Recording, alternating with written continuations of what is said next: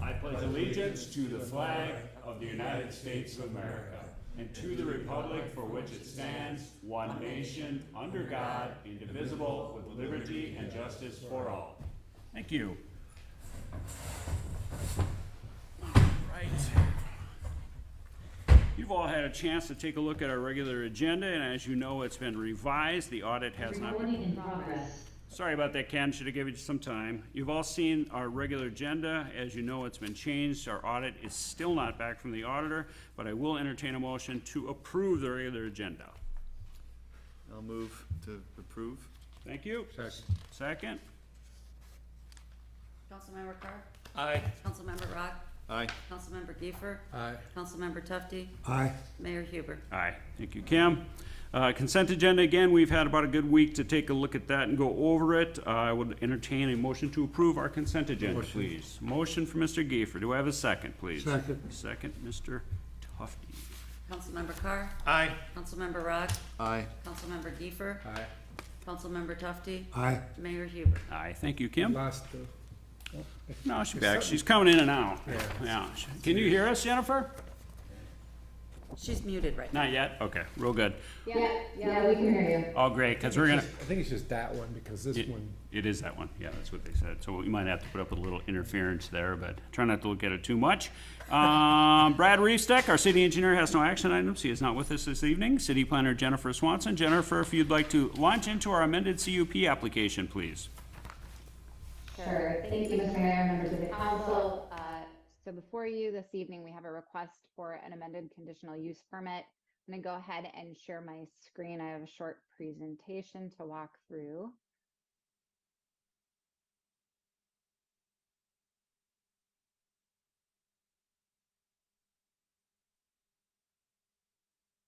All right, so the request this evening is located at, let's hope my screen is gonna shift. I'm sorry, just one second. There we go. Is at 11490 Julianne Avenue North. The applicant is Jamie Benner. The property is zoned A1 and it is guided in our comprehensive plan as rural residential agricultural. The lot size is just shy of 35 acres. The request tonight is to amend an existing conditional use permit that was put in place in the 90s. The current operation is a horse boarding operation. The request tonight is to allow for the construction of an accessory building to support the horse boarding and training operations. We did have a public hearing on August 8th, 2023, so a couple months ago, and we'll go through a little bit of the background and the history in that in just a moment. But there were some secondary requests that were also included in the narrative in addition to that accessory building.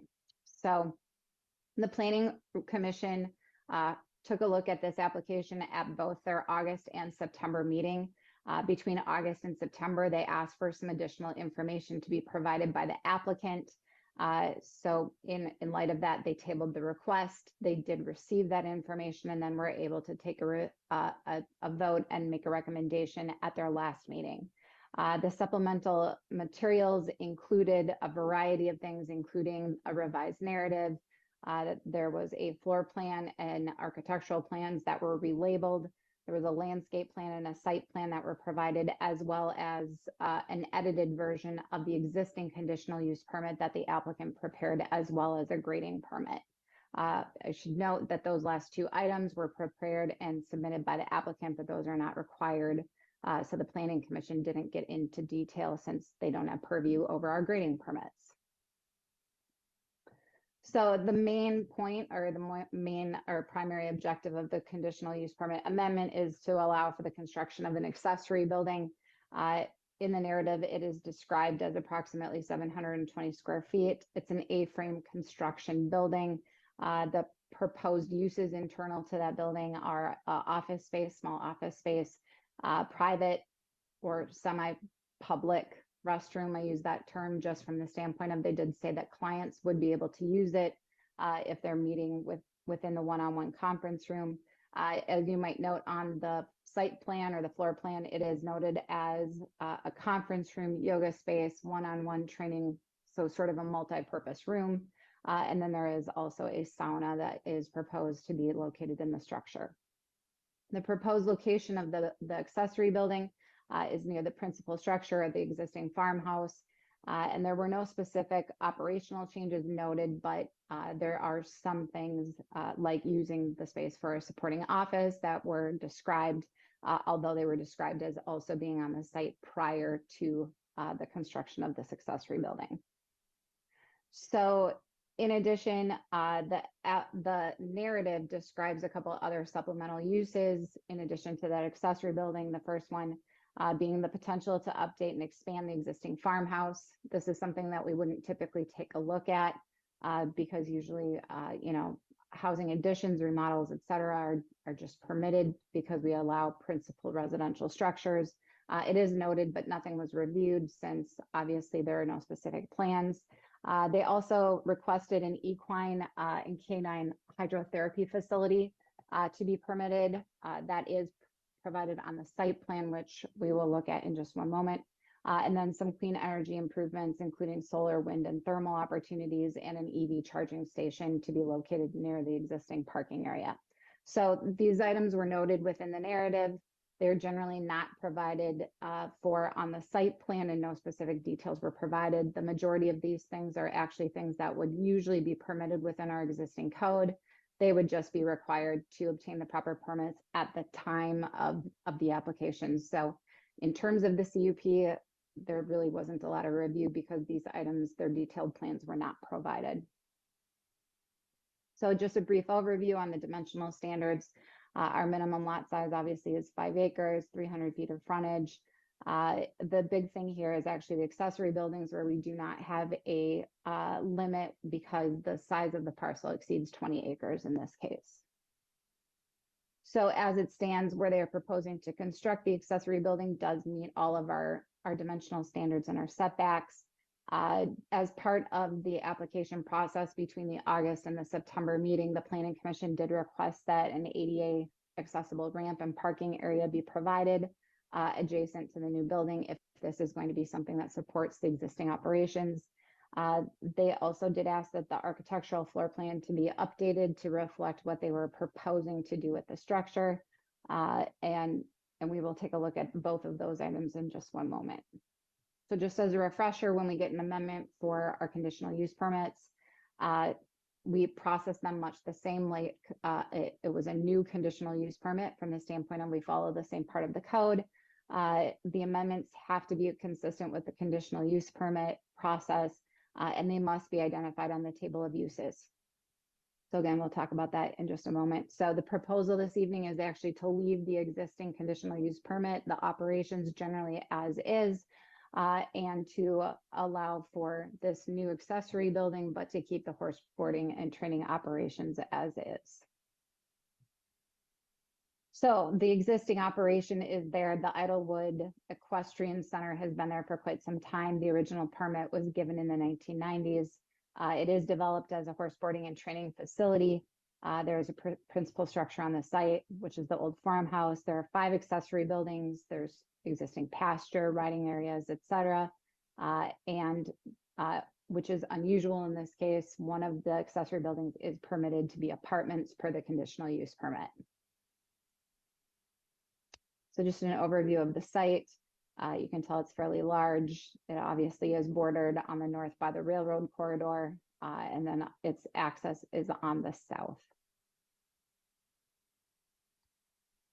This is the proposed site plan. You can see, I think you can see, yep, I can actually see my cursor on your screen. This is the location of the proposed accessory building, the new accessory building. This is the existing home. You can tell that they are obviously in proximity to each other and kind of clustered, as opposed to when you look at the larger scale drawing, that they are sort of on the eastern side of the property, whereas the majority of the horse boarding and training facilities are actually on the west side of the property.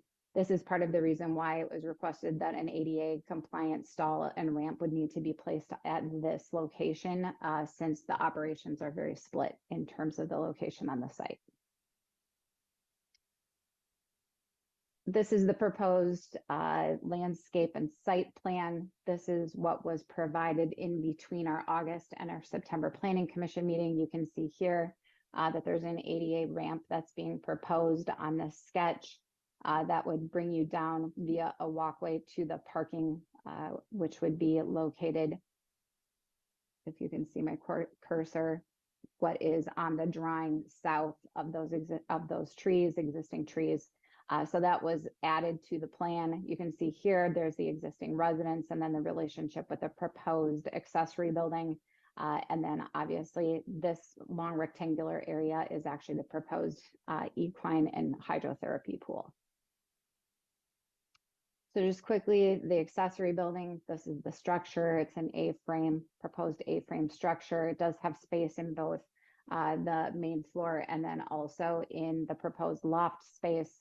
You can tell on these drawings that this back area is denoted as the private office. The central area is where the proposed bathroom and sauna are. And then on the south side of this is where the proposed training facility or training room and yoga space are. So just briefly, in terms of the operations, the existing CUP activities would remain. They do not propose any changes to those.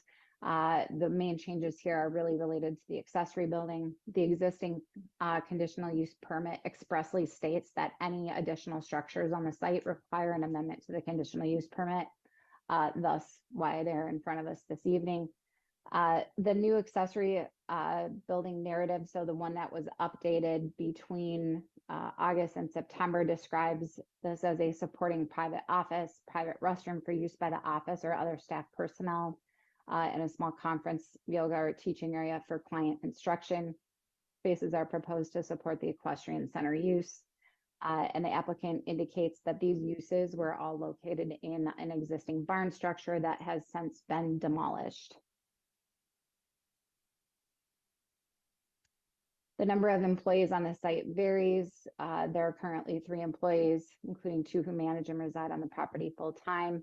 The applicant indicates in the revised narrative, so again, this latest narrative, that the proposed structure will not be used as a living or dwelling quarter. However, the narrative does specifically address this and state that they believe that they could use this for a living structure or an efficiency apartment, because the existing conditional use permit says that up to 4 efficiency apartments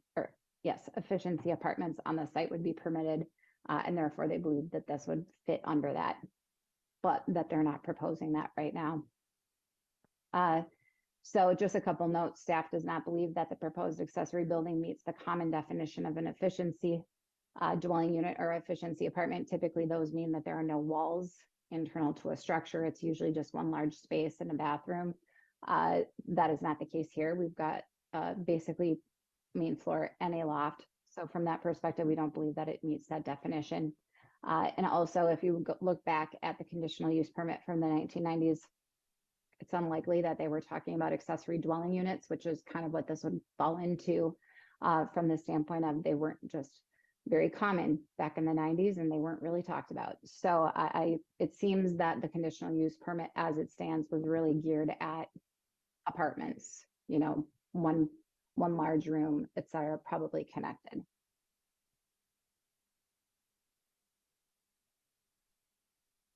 So again, I touched on the fact that there are some other considerations that they were requesting. Most of these changes do not change the use of the facility. Staff does not believe that they're really necessary to address within the conditional use permit, because the majority of those things were absolutely associated with like permitted things within the city's code. So like EV charging facility locations, for example, are associated with the parking area that's already been approved as part of the prior conditional use permit. Therefore, I don't think there's any changes that are necessary to the conditional use permit. All of those supplemental things that are addressed, though, would be subject to whatever permitting exists. So if they need a certificate of compliance for a solar panel installation, for example, then they would need to get that. So the Planning Commission, after receiving the second set of information, did recommend approval this evening of the conditional use permit. They had several conditions that are provided. Sorry, all of a sudden I have a pop-up. So they do have several conditions that were proposed as part of their recommendation. So to that end, the draft amended conditional use permit is provided in your packet this evening, and a resolution of approval is also provided.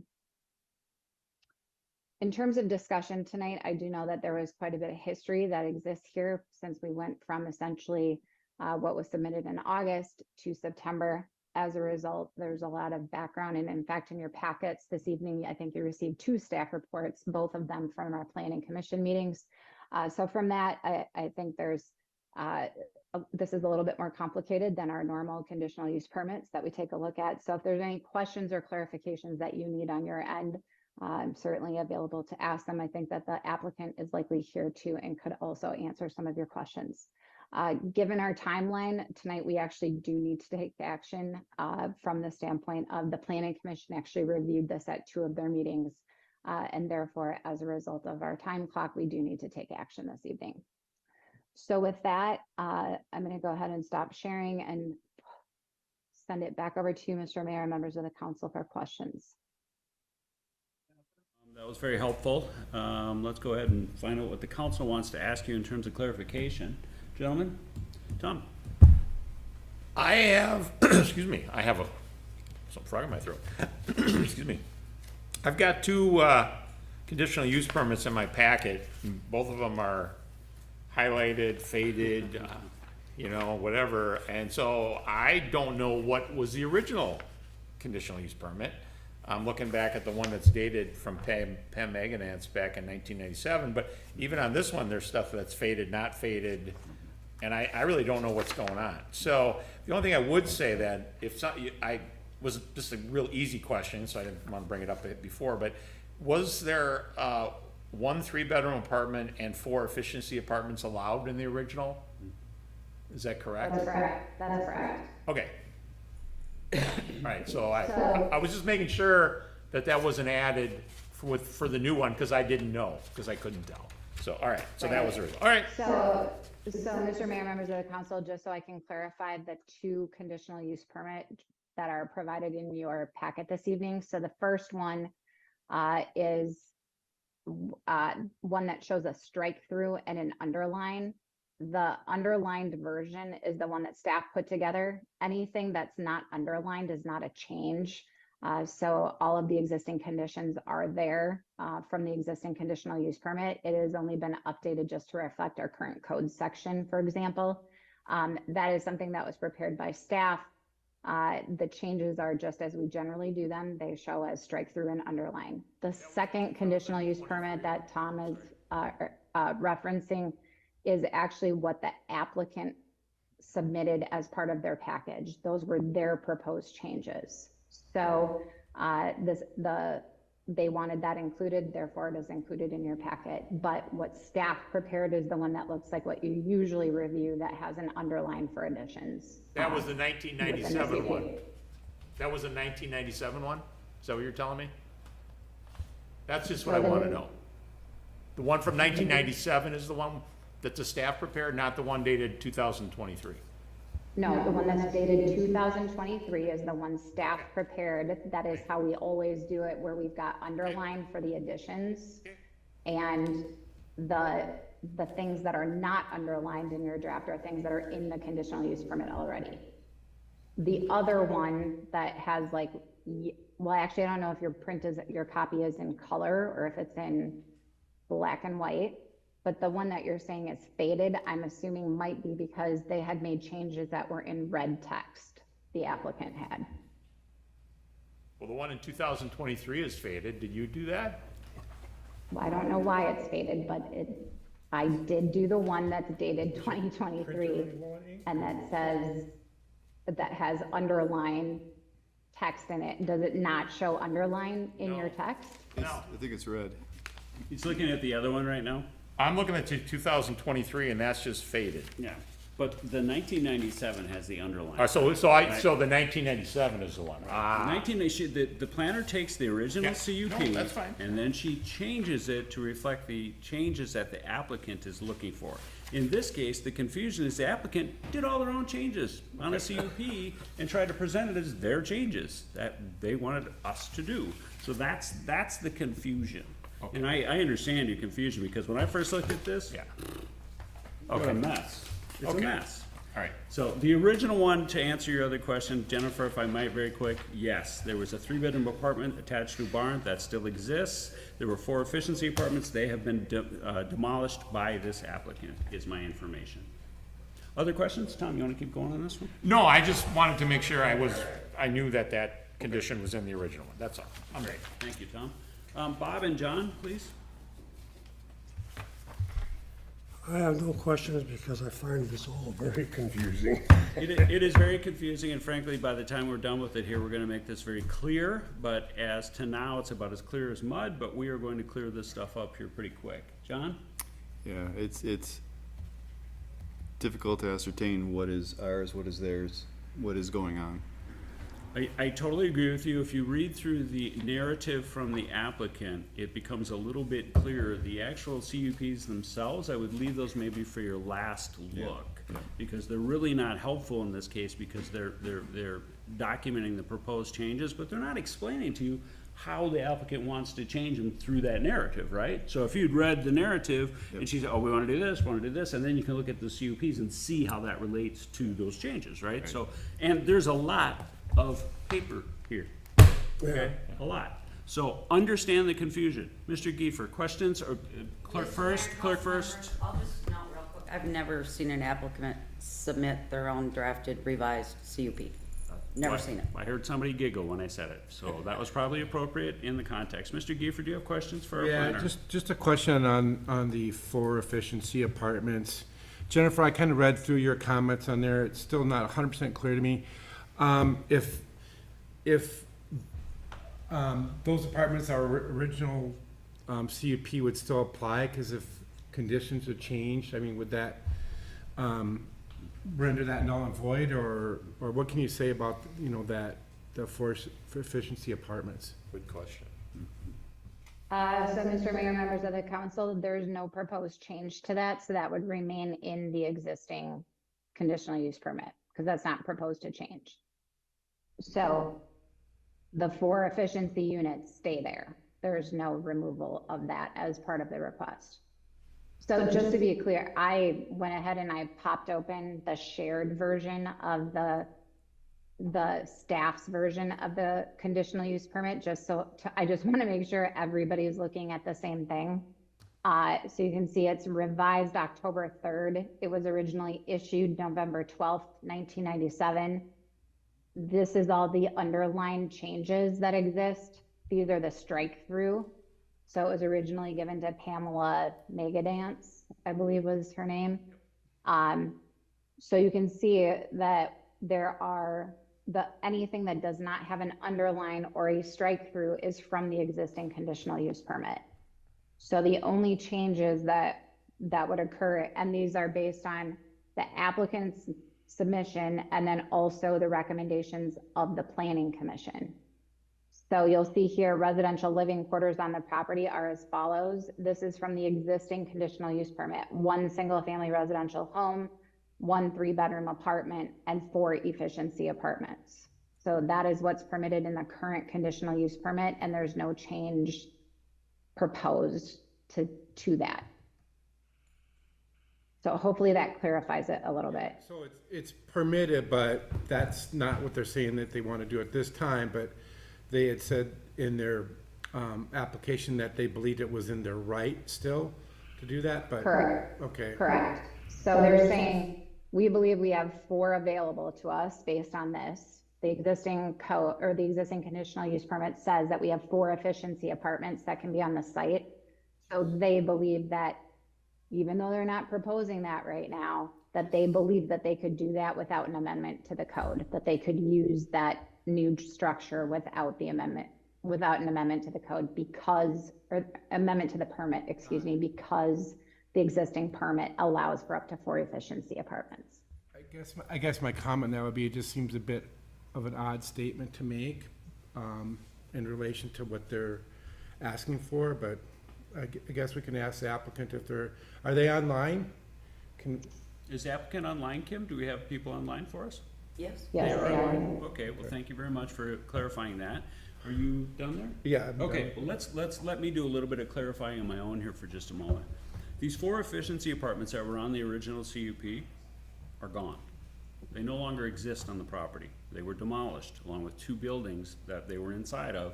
They're gone. They no longer exist. So the applicant's statement is that this building that they propose building is a replacement for those 4 efficiency apartments. Now, just a thought experiment here. If this building were then built, the applicant wanted to go ahead and build 4 efficiency apartments as well, they're on the CUP, aren't they? Not a lot anyone could do, and there's some of the confusion there. Gets a little confusing when they're already gone, Yeah. but they exist on the CUP, right? So there's one thing to consider, that those are gone, they no longer, or they do exist on the CUP, but physically they don't exist. So, good point to make, Jeff, thank you very much for that question, that was insightful. Jennifer. I have questions, but not really from you. I find your presentation to be succinct and accurate. I really do not have anything for you. However, I would like to ask some questions. If you people, are you gentlemen done with Jennifer and asking questions? Tom? Just a real quick question. They have 35 acres? Is that what I heard? Or they- Approximately, yes. Okay, because they don't have at least 60 acres? Nothing's changed since 1997? They didn't go and sell off any property? Because that seems like an awful lot of horses for a third, to be approved for I mean, Victoria Stations has 53 acres, and they only got approved for 60. And that was before, that was in the 70s. So how did they get, I just asking, because that seems like really weird math to me. That I know a lot of the people that were on the city council back then, and I can't imagine them passing that, so.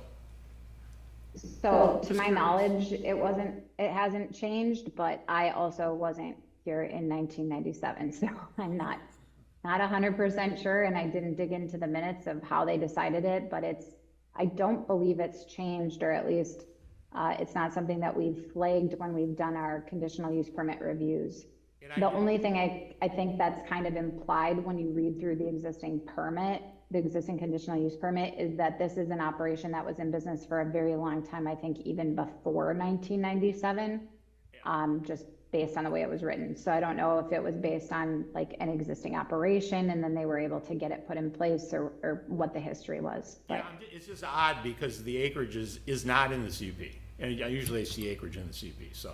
I mean, we didn't write it, that was before our time, but I'm just saying it wasn't in there, so I was just curious. Okay, Yeah, thanks. the more I read through our ordinances and look at some of our CUPs, I have lots of questions for the guys that were Yeah. doing this in the 1990s. Tons of questions when I read some of these things. They are interesting, to say the least. Gentlemen, again, if you have no further questions for Jennifer or clarifications, I would ask him to bring our applicant online for us so that we can get to some questions with the applicant. I just brought him in, Mr. Mayor, so if you're here, you should be able to unmute yourself. There you go. Hi, it's Jamie Miller. Hi, Jamie. Hello. Sorry, Hi. there's another name on the screen. Urias Strobos is my partner. He's here as well. Oh, I see, okay. Sorry, I thought I was speaking with him and not with you. Couple of questions for you, Jamie, just after reviewing this, talking to the planner, I've reviewed every version of this, from the first version at the planning commission to the retabling, and then the second version at the planning commission, and of course, I've reviewed the one that I have before me today. Whether or not that is completely the same as the planning commission or not, I don't know, and probably is not relevant. Question for you, just kind of off the bat, and I'm trying to understand the construction of this. You've noted that Mr. Strobos, I believe, is there as well. And perhaps one of you can answer this. I just looked at the drawing from Jennifer, I've looked at it in detail myself. How far apart are the two buildings, the current home and this new construction, in feet? How far apart are they? Can't tell from Just the plan. far part of the house. About 20 feet. Oh, they're Yards, excuse me. about 20 yards? It's going to share a driveway with my home. You can see it on the map too. Yeah, I didn't, you know, the map had probably been copied so many times that frankly, I had a large lighted magnifying glass trying to read this plan. So, Jennifer, could you pull up the map, yeah, really hard to see. please? Jen, did Just you hear one that? second. Jennifer, If you would like to keep going, I'll get it up. So just give me one Sure, second. yeah, we'll just keep going. So the therapy pool for the horses, how long is that proposed to be? I'm not sure, we haven't gotten any of the blueprints, that's not what we're looking at today, that's kind of in the future, but our designer put everything on there. Okay, so I noticed that there are no details on it. I look at the proposed therapy pool there, and it's just interesting, so I thought I would ask that question. I've seen pictures of them, I've never seen one outdoors like that. Normally in Minnesota, I used to work with a buddy of mine who's a vet, and the therapy pool at the U is like inside, obviously, because you can't use it in the winter. So just wondering on that one. Let me keep going here.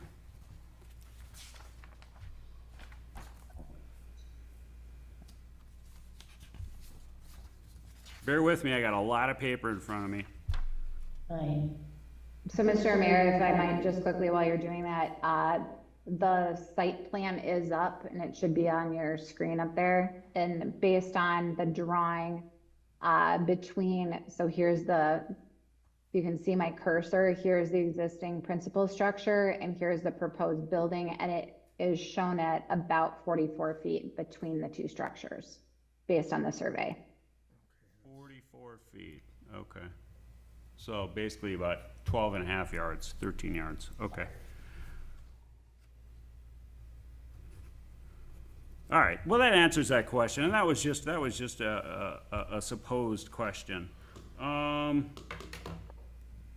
You know what? I think I'm gonna leave it there. I think I know everything that I need to know from reviewing all three of the applications and watching the meeting. So I'm gonna call on some other folks here. Tom?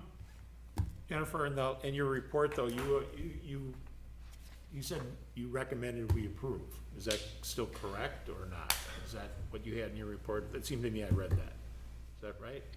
Well, yeah, based on the planning commission made its recommendation, and so we're passing that along with the conditions, and the planning commission also recommended approval. Right. Well, you did too.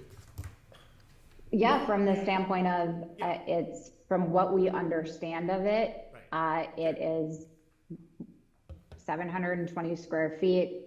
If these operations were generally used or completed before, you know, in the other building, a small office, et cetera, those are consistent with, I think, what the operations have likely utilized in the past. The question of the sauna, the bathroom, those are a little bit more questionable, but the planning commission felt comfortable with it, so staff went with it. Right. Yep. Okay. Yeah, well, let's delve into that then. I wasn't gonna go there, but now I'm going to. Why was the first plan presented to the planning commission labeled the way it was labeled? Why was the living room called the living room? And why was it called a residence? I don't understand that. It looks as though the 4 efficiency apartments in that case were the reason for that, and that our applicant may have thought that that was a direct replacement, and that would seem to be a mistake. Yeah, that's not how I planned on having it perceived. That the A-frame that I'm purchasing, it comes as, it's not custom. You get a certain set of design, and that's about it.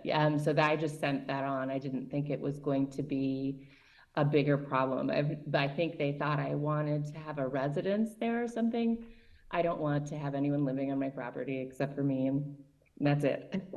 So the efficiency to clear those up, those were removed. The building is still there. But inside the efficiency, those had to be removed. They're just completely full of mold. But the building is still there. I have no desire and can't see in the future that I would ever be using efficiency and having people live on my property or do an Airbnb. That's not my interest. Well, don't you have a 3-bedroom apartment in one of the barns right now Correct. where people live? That was the only thing that wasn't ruined by rain and just not kept. Right, but people live there right now. I have one person living there, yes. You do have people living there. Okay, real good. Yeah. Other questions, gentlemen? Well, just to touch on that point, so would that make that barn a accessory dwelling unit then? Well, And it's just not, I'll let Jennifer answer that, but that's in the original CUP. Did you hear that question, Okay. Jennifer? I did. So that was what was expressly permitted by the 1997 conditional use permit. So, I mean, technically by today's definition of what an accessory dwelling unit is, it may qualify as that, but the city doesn't have actually or permit accessory dwelling units. And so every city describes them a little bit differently. So it may or may not, depending on what you would call an accessory building. But generally speaking, yes. But that was what was expressly permitted by your CUP in 1997. Jennifer, was it allowed because it existed?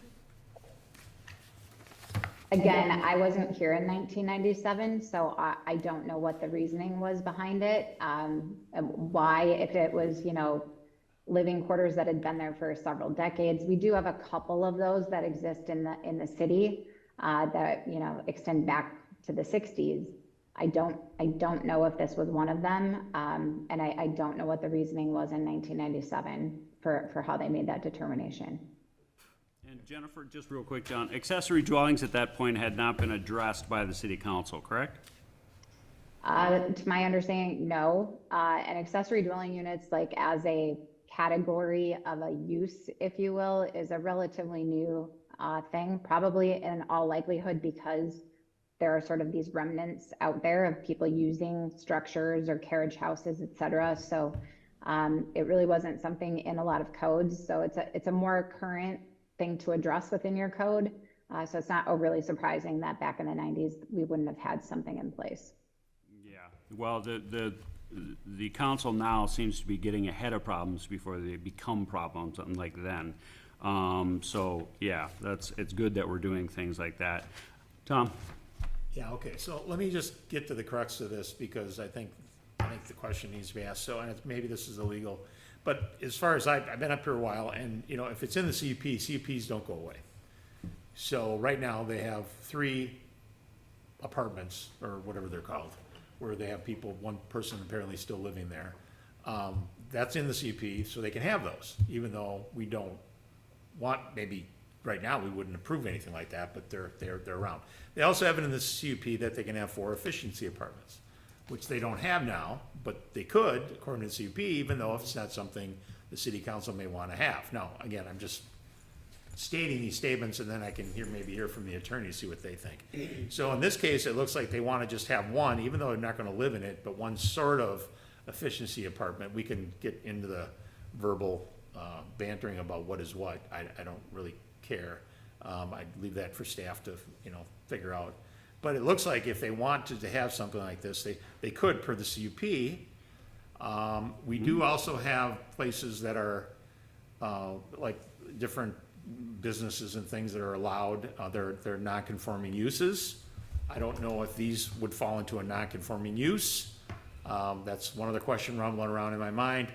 And then the other thing would be, we've had issues where people have had sleeping quarters where they had no business having sleeping quarters, even saying they're grandfathered in. Well, no, they're not. And they were shut down basically because of safety, which has nothing to do with us. It has to do, we cannot maybe deny them having an apartment or anything like that on the site, but maybe another entity for safety would.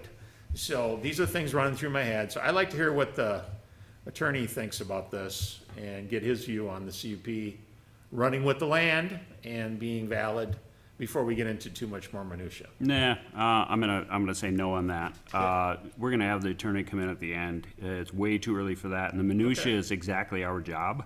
The minutia is exactly where we make the decision. Staff does not figure out minutia for us. That's our job. That's why we're paid. So that's what we're gonna do here. We're Yeah, well, gonna that's, figure it that's out. not my minutia. My minutia is deciding if we're talking about this can happen or not happen. Right. We should have the attorney tell before we get into the minutia of how it can happen, that's Yeah. all. I have a statement before we go there.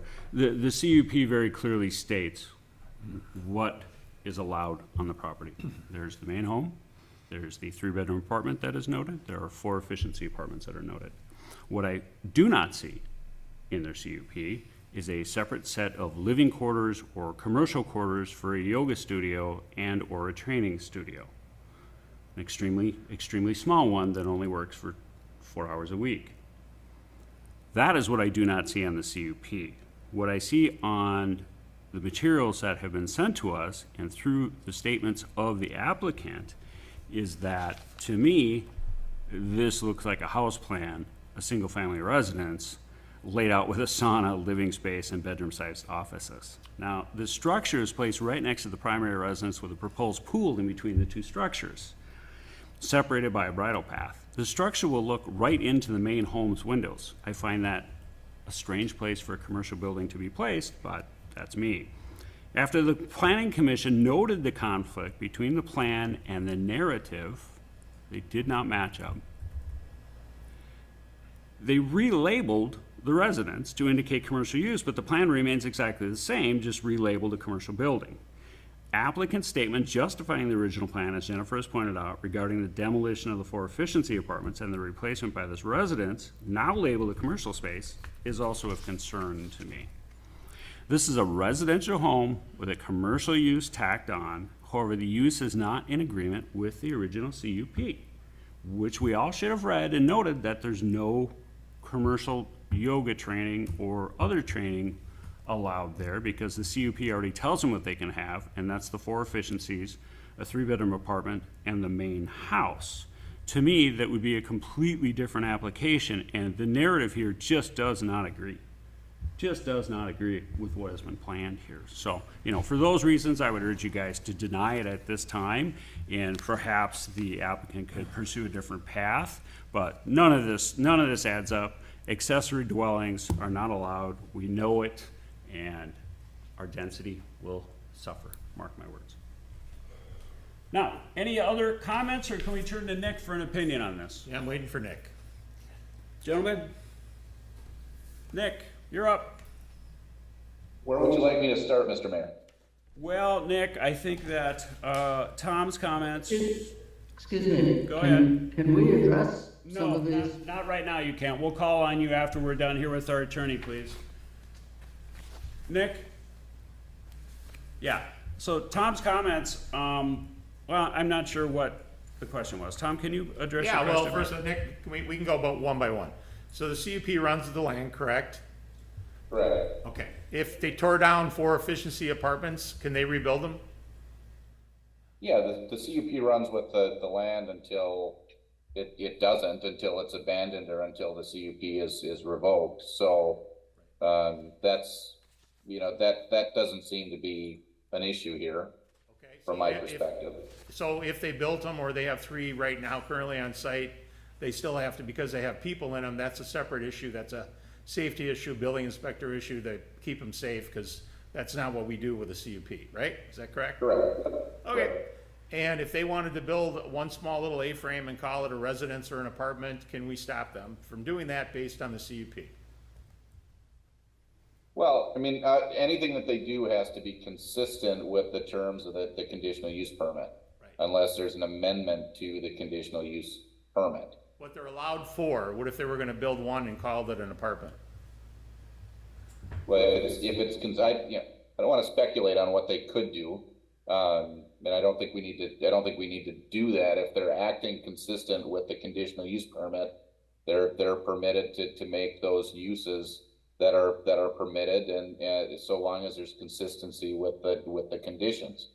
That being said, part of the question here is this a dwelling or is it not a dwelling? It came in looking like a dwelling.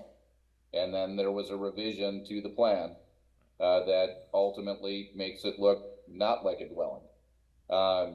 But you know, the question here, if you go back to your code, the question regarding CUPs is really a function of health, safety, and welfare. And so if you're going to deny a request for an amendment to the conditional use permit, then your denial has to be based on health, safety, welfare type concerns and considerations. Certainly, you know, you can take into account what came in the form of the application. You have the amended application.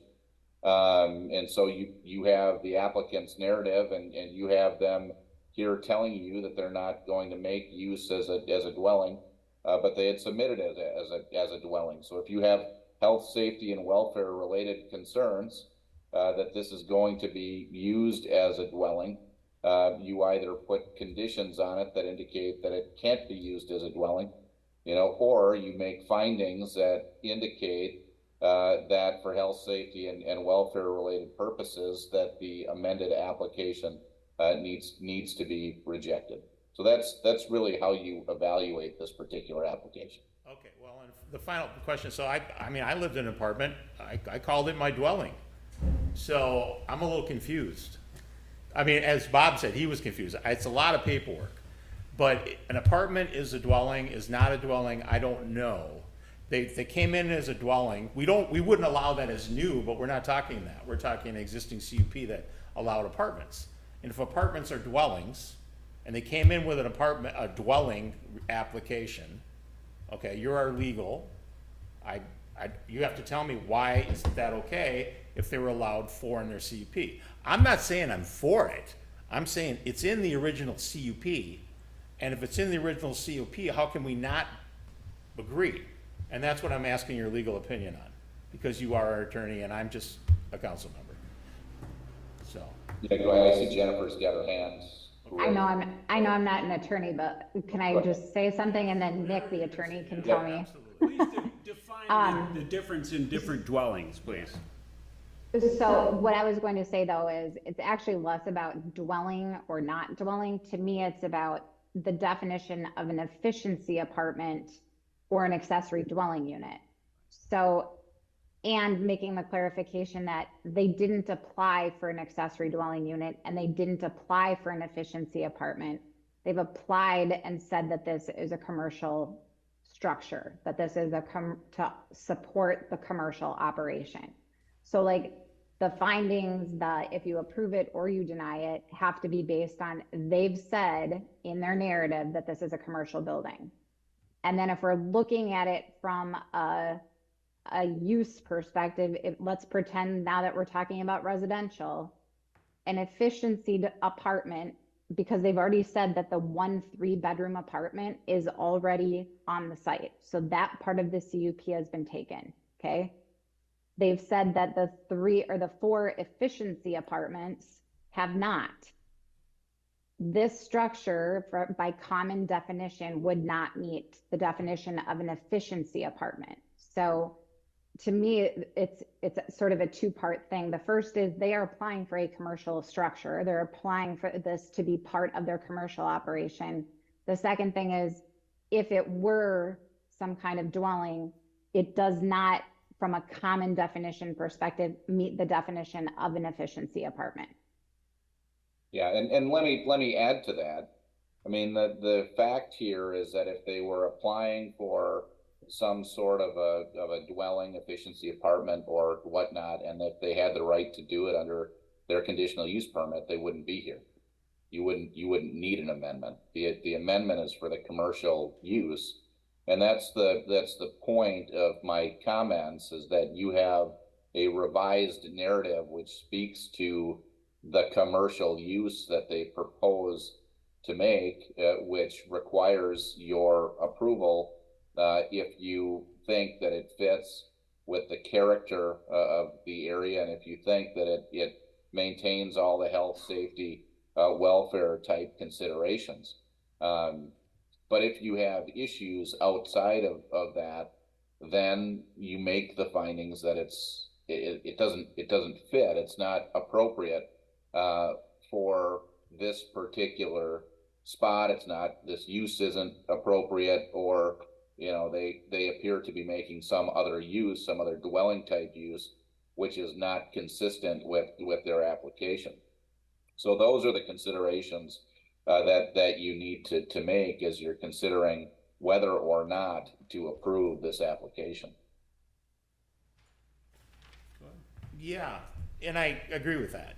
This is a commercial use application now, but when the mayor was wrapping up, he also then switched to, but, you know, we don't want to have people living in, you know, apartments and second, I mean, you switch to that. So it's like, and their original application was, I think they wanted to, it sounded like they wanted to do that, and then somehow the planning commissioner, somehow it happened, and I did not watch all the tapes, so I don't know what's going on. But we're told that, well, you can't do that, or we don't want you to do that, and you need to apply for something different. And so now it looks like we told them to do something different, and so they did. No. Okay, No. right, no, I understand, I didn't see all the tapes, but that's what it kind of looks like. So that's why I'm confused, yeah. Mr. Mayor, members of the council, I would like to clarify that for the record, that is not an accurate depiction. We received an application with a narrative that talked about this being a commercial building with a training facility, with a public restroom, et cetera. The original narrative described a commercial operation coming from the structure. Then they submitted the architectural plans, and the architectural plans called it a residence. Oh, okay. So in the staff report, staff noted those two don't match. Right. Your narrative Right. is describing a commercial operation, and your architectural plan is a residence.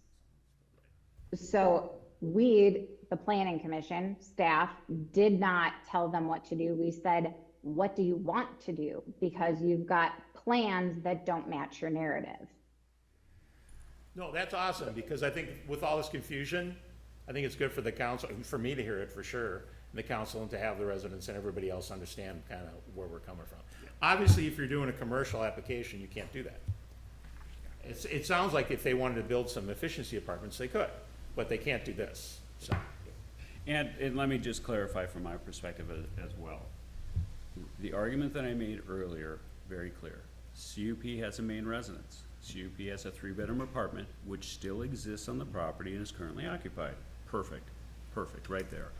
The 4 efficiencies have been removed for whatever reason, does not concern me, it's not my business, okay? That is what the CUP calls out. It also calls out a commercial horse operation. So that's all I can go on.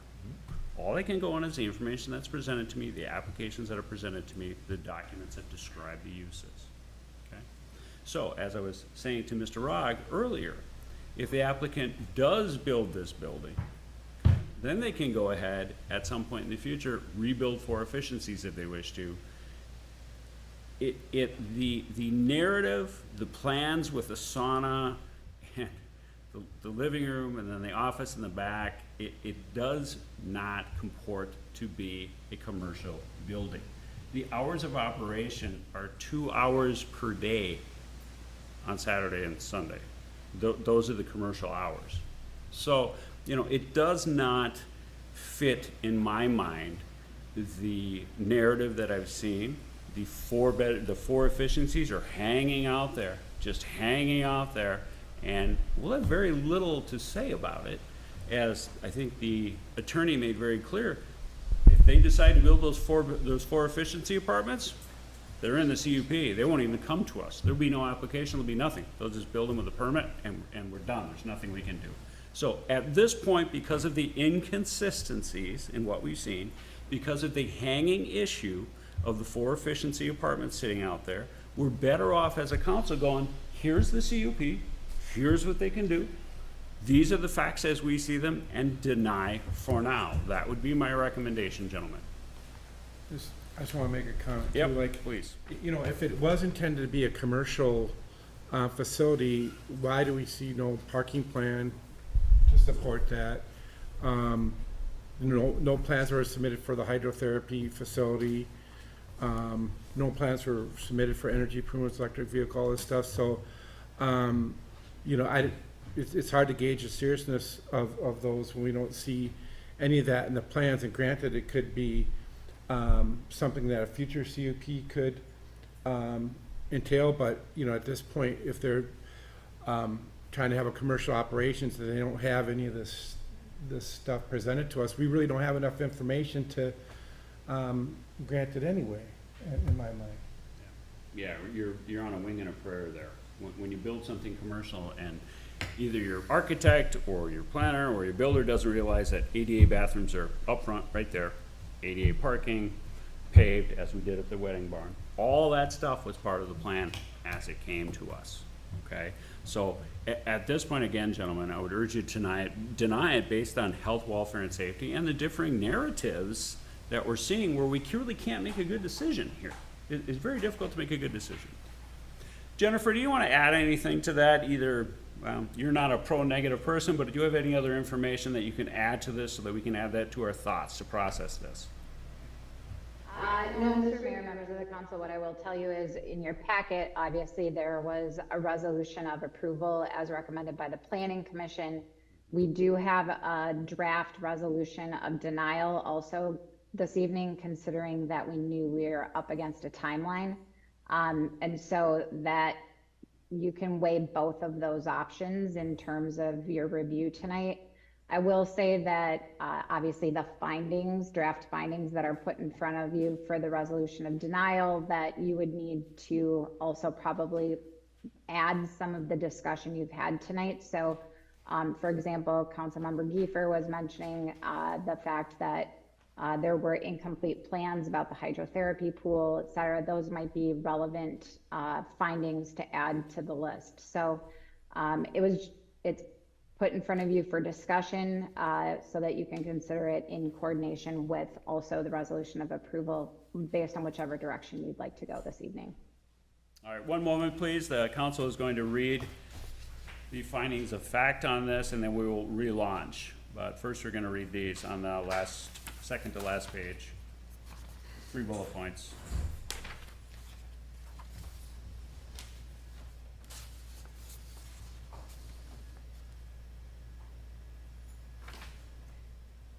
Mr. Mayor? Yes. Well, the only thing I would add is, oh, there's one on the back. I don't I have to read the back. Oh, on the back, on the back. Sorry.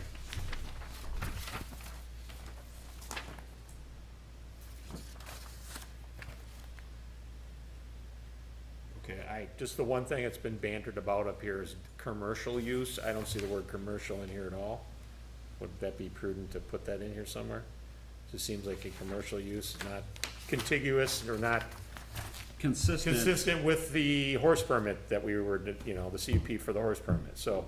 Do you get that, Kim? Tom makes a great point that the uses for the commercial building are not consistent with the CUP that's outstanding. Yeah, seems like another commercial use or something, I don't know, whatever verbiage you wanna add in there might be good as to put in there as a reason for denial, because we've been talking about that all evening. Not Mr. sure. Mayor, I would also have the clerk administrator insert the lack of complete plans or the submission of incomplete plans if in fact the council deems that the plans as submitted were incomplete. I would also note that by the terms of your ordinance 32-145, the applicant bears the burden of proving that the proposed use is suitable and that all of the standards set forth in the ordinance have been met. It would appear that a finding that the applicant has not sustained its burden of proof in showing that the use is suitable in all respects. It would be the case if the council moves forward with denial. Okay. Well, that's almost for later on. That does not add to our other list here. Nick, do you have anything other than incomplete plans that you think should be represented on this list of findings?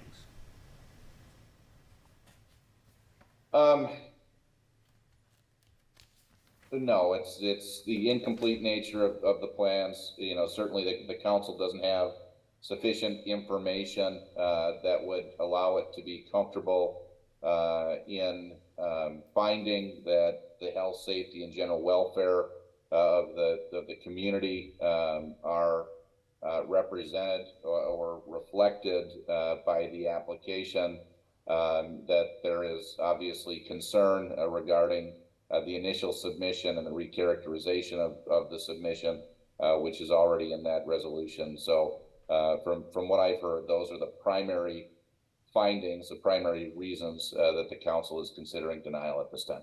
Yes. Go ahead, Tom. On the back page, you have some bullet points, some dots. And then the second dot down talks about accessory dwelling units and living quarters to accessory buildings are not permitted uses in the city. But I understand that, but it's in their CP that they can. So we can leave that language in, but it's not germane to If you keep reading, you'll see that the planner has actually broken down the definitions there. Sort of the minutiae of it is a proposed accessory building includes interior walls and room separations, which is not a studio apartment. And that is a vital difference. Accessory dwelling units and living quarters in accessory buildings are not permitted uses in the city. So, Okay, again, that CUP is covered on those four efficiencies. Boy, if they wanna build 4 efficiencies, Okay. go for it. Well, that says okay, so this says this is not a studio apartment. Should that say efficiency apartment? Jennifer? That's what I'm saying. Yeah. That doesn't make, It's valid, no, it's a Yeah, I know, valid, that's it's a what I'm valid, saying, yeah, that- yeah. I'm not sure Yes, that, that studios are efficiencies, efficiencies are studios, but to be consistent with the conditional use permit, we can certainly switch it to the efficiency. Okay, I am comfortable where we are, Jeff? One quick question. So, Nick, in the bullet point that we're suggesting to add regarding incomplete plans, would it be worthy to call out, like, specifically the lack of ADA parking, ADA bathrooms? Or is it just sufficient to say incomplete plans? I would say incomplete plans related to parking, access, ADA compliant restrooms, whatever it is that you're concerned about that they have not specifically provided. The more specific you can be, the better as a basis for denial. that commercial thing I brought up, you want to, on the second page, on that back page, the third bullet point down, it talks about the fact that the uses such as yoga space, sauna, are not part of the city's definition of a horse boarding operation. Is that the spot to put the commercial language? If we use the say something commercial? Go ahead. Mr. Mayor, Yeah, council go ahead. members, what I've got so far is 3 added findings of fact, and we would be crossing out the others here, and that would be the space where we would add these. I don't think the order is important, but what I have so far, and please clarify it for me, and this isn't all the language, but also for Jennifer and Nick to know, but I've got commercial, an added finding of fact would be the commercial use not consistent with the current CUP. It was a submission of incomplete plans. And then what Nick kind of referred to as the applicant has not sustained its burden of proof per a certain ordinance number, which I would need that from you, Nick.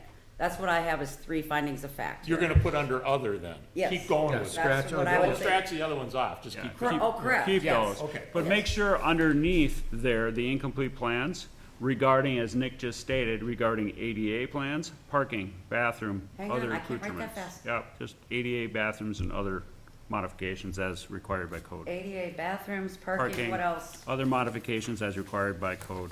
How about the charging station? That is only proposed uses there, that's pie in the sky, there was no detail given to us, we really can't rule on any of that. So, no, it's a good question, Well, it's a good question. mentioned a few times, but Yep, it's. but there are no nothing plans. conclusive. Yep, there are no plans, and that's not what they're asking for So, at this yeah. point. You know, with their, you know, and I will say, I'll say this, before we move forward. You know, those efficiencies are out there, they can be used. I'd like to see perhaps the CUP be used to its full purpose before we start amending CUPs, right? Perhaps a full purpose of the CUP could be used and then move forward. Kim, do you have something? Mr. Mayor, council members, Nick kind of guided me through this, but I think the appropriate approach, if in fact you choose to go this way, would be to deny the resolution that's in front of you for approval. and then go to the next resolution and approve that because that is denying the CUP. Would that be correct, Nick? No, so the resolution that's been provided for approval was merely provided in the event that the council chose to move in that direction. The council would just disregard that resolution and would move to deny the application based on the resolution that's in front of it with the findings as you have outlined, Kim. Okay, Nick, then one more question. Can we change that resolution if the council chooses to go that way to the number that was in front of them for approval, so we actually have on file resolution 2023 25? John's got his hand up. Okay, go ahead, John. You know, I look at the original CUP and I, you know, wonder, you know, if during transitions, I don't know who had it before, how long it's been around, if it's transitioned to somebody's relative or something, do interim use permits ever help us out here? Interim use permits are probably better discussed by the planner, but interim use permits are incredibly useful because they do not run with the land for eternity, right? Yes. They stop when the ownership of the land changes hands. Now, the new owner can say, hey, that interim use permit was very handy to have. I'm gonna go in and try to get another one. And they're not that hard to get, right? But they're a useful tool for some people to use other than CUPs. CUPs grant such broad-based rights and such long-lasting rights, John, that sometimes they come back to a city like we're seeing here, and they bite. That's what I'm saying. So if we had done that, or use it in the future more, Yes. we wouldn't see what we're seeing here. Now you are thinking in a forward manner to, hey, I'm gonna be honest, look forward in a forward manner and try to solve the problems of the councils that are 15 years out. If that's where we wanna be, we wanna be thinking 15 years out to help them. That's enough discussion. I'm looking for a motion to deny 2023-25, the amended conditional use permit for Julian Avenue. Mr. Mayor, council Yes. members, clarification, the resolution is to deny, so a That's correct. motion would be made to approve. Oh, motion would what? To approve the denial. resolution Pardon me, you know what? 2023-25. You're right. It has to be said in the positive. Again, Gentlemen, this is all very confusing. it is. so- Gentlemen, I'll look for a motion to approve the denial. I will approve resolution 2023-25. Thank you. Do I have a second? Denying the I'll amendment. second it. As revised. As revised, of course, sorry, as revised. Councilmember Carr? Aye. Councilmember Rogg? Aye. Councilmember Kiefer? Aye. Councilmember Tufti? Aye. Mayor Huber? Aye. Thank you, Kim. I'm sorry that was so confusing, everyone. That was a very complex issue, and it was a hard one. But there are certainly avenues to move forward with Julian Avenue, and I hope that our applicants will utilize those ways to move forward. Jennifer, we've got you up again for 2023-77. We're gonna perhaps modify our outdoor storage just a bit. Have we still got Thank you, Jennifer? Yeah, I just had to get my cursor back. All right, thank you, thank you, Mr. Mayor, members of the council. So before you this evening is a draft ordinance to consider amending our current exterior storage ordinance language. If you all recall, we actually established a moratorium on this particular use within our code because we have had a couple of applications that have come through and not a lot of direction within our code currently about how to deal with outdoor storage. So that moratorium was put into place. Part of that process was to go back and study and identify what types of amendments could improve our code. And part of that process was to look at other cities, how are they dealing with it that are, you know, similarly positioned, have similar types of land uses, and then to go through that process with the Planning Commission. So over the course of a couple Planning Commission meetings, we actually did discuss the draft code language that's in front of you this evening. However, at the end of the day, the Planning Commission recommended denial of the ordinance to you because they believe that the existing code, albeit pretty loose and not very descriptive, was adequate, and they did not think that it needed to be changed. So since it is a moratorium and we were charged with studying it, It is in front of you this evening, and so I'm going to go ahead and just breeze through it. I know you've all had the chance to take a look at it, so I'd like to walk through it as just a brief overview, especially if anybody is watching the meeting, and talk a little bit about it, especially in light of the fact that the Planning Commission did ultimately recommend denial of the changes. So they did see this most current version. A lot of their input actually went into this version to get it to where it's at. It's certainly more robust than our current ordinance is today. It includes a definition for both outdoor storage personal and outdoor storage commercial.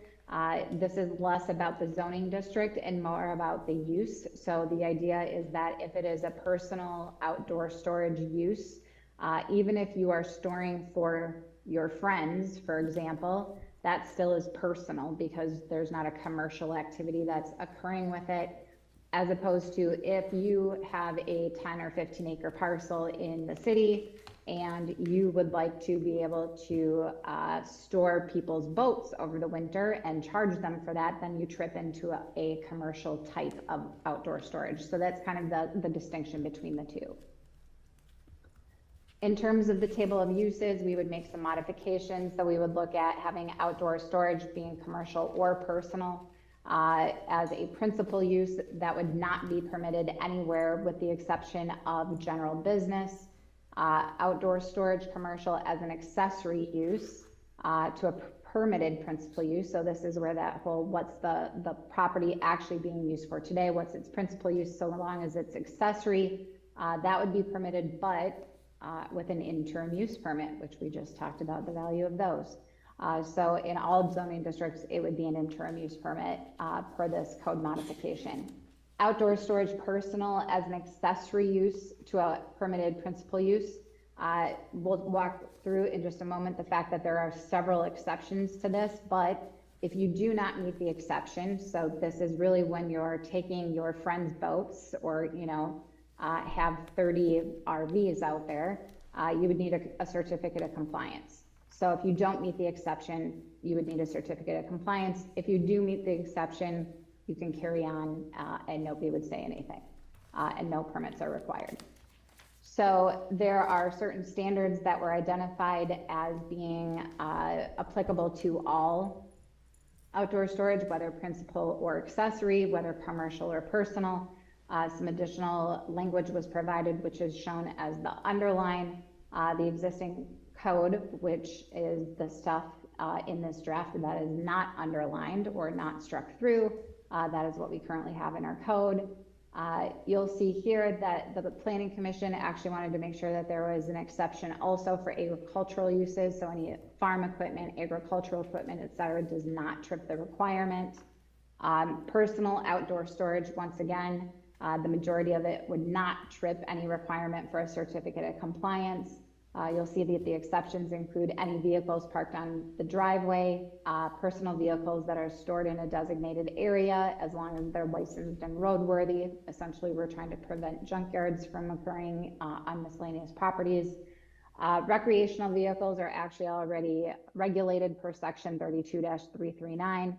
And then all utility trailers, horse trailers, or similar would also be accepted. So if you are storing for somebody else, then you would require a certificate of compliance. If you are not meeting the recreational vehicle code, you may need a certificate of compliance, but in almost all cases, the vast majority of personal property owners would not require any special permitting under this code.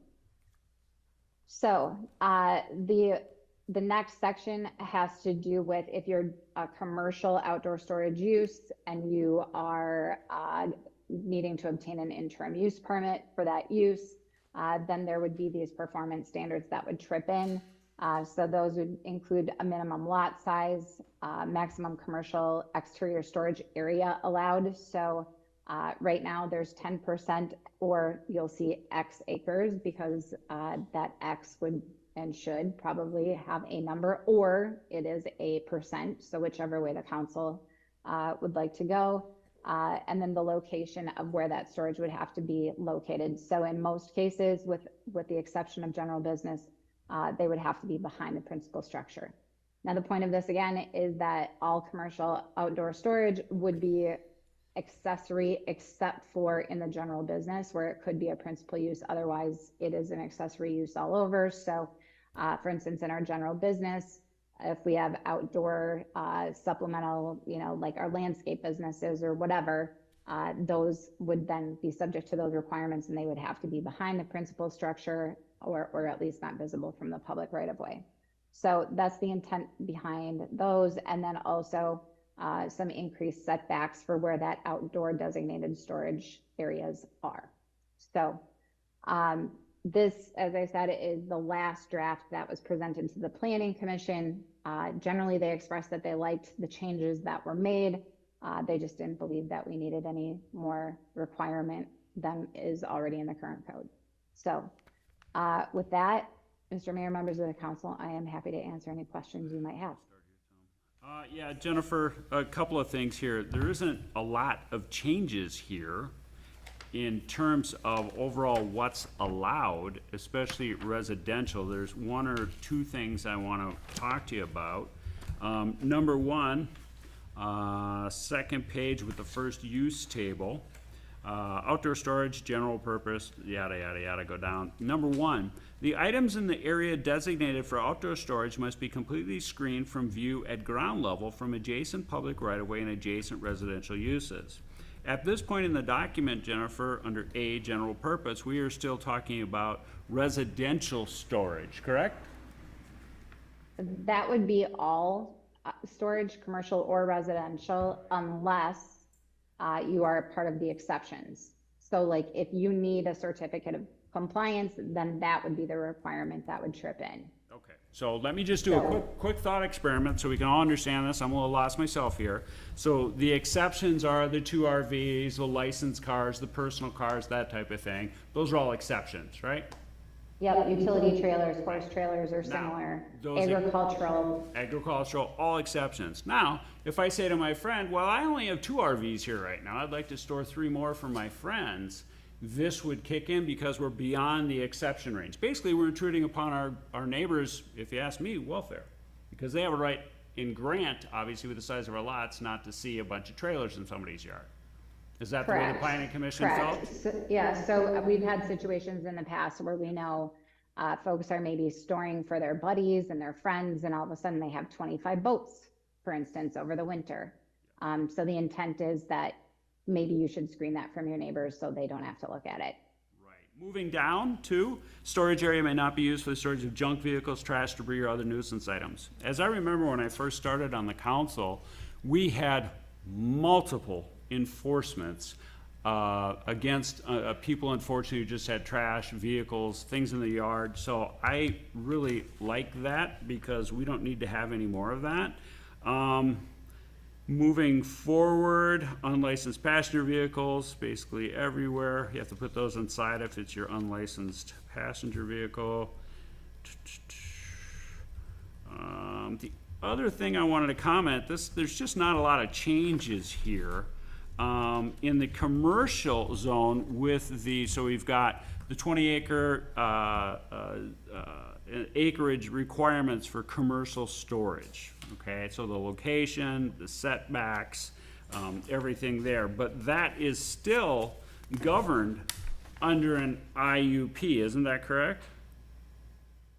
Yes, Mr. Mayor. And so I want to make sure underneath, it would be subsection DE, D as in dog, or no, sorry, E as in elephant.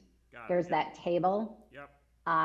In the A1 and A2, the minimum acres to have an outdoor storage use as an accessory use would be 10 acres. And then you would be limited in how much area that could be. And that would require an interim use permit.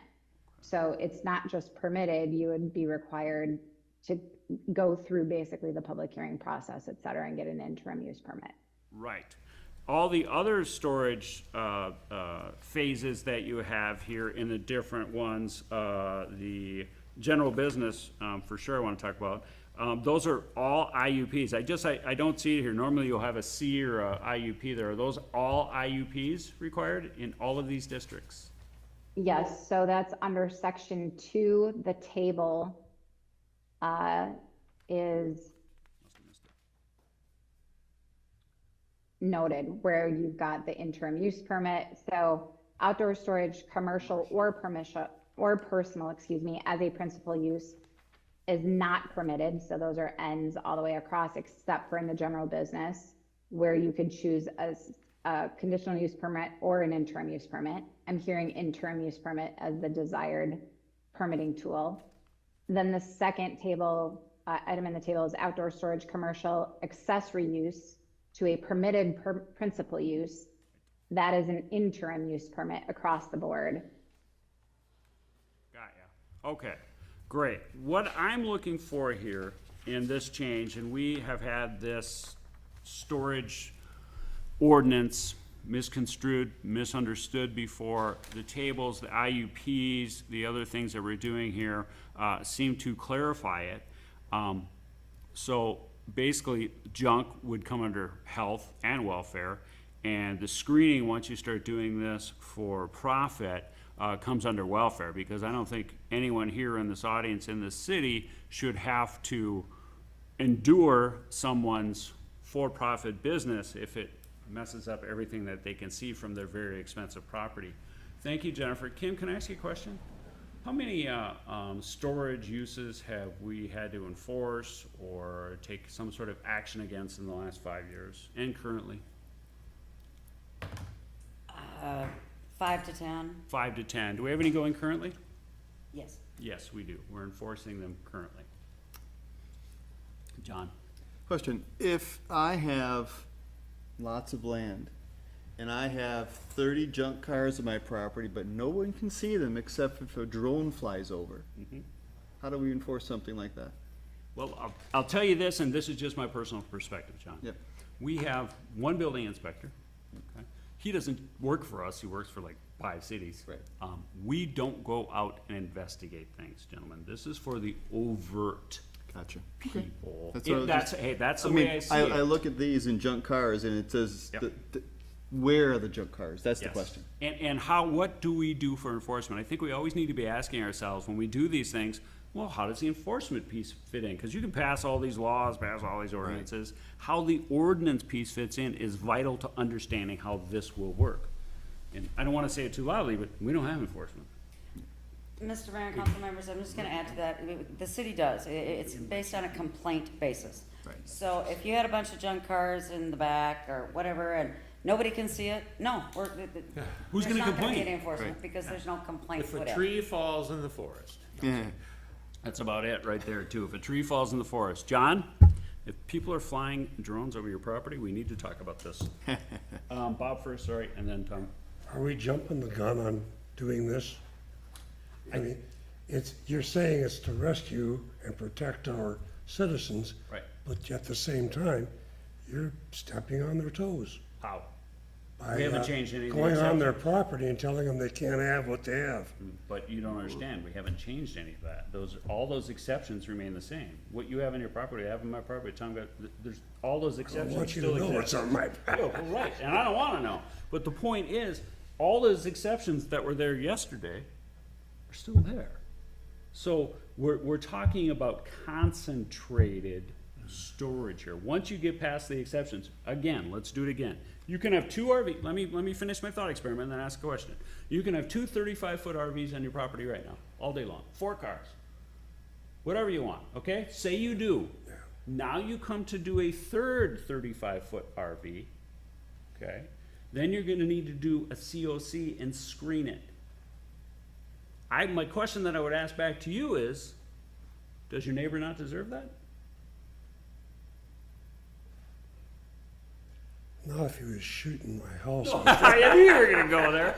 Yeah, that's a personal thing, we're not gonna discuss that. Tom, you're up. Yeah, well, I think having stuff in acreage and stuff in Grant, I mean, I think that's part of why we gave up, small lots, so people could have their stuff. I mean, that's kind of what Grant's all about.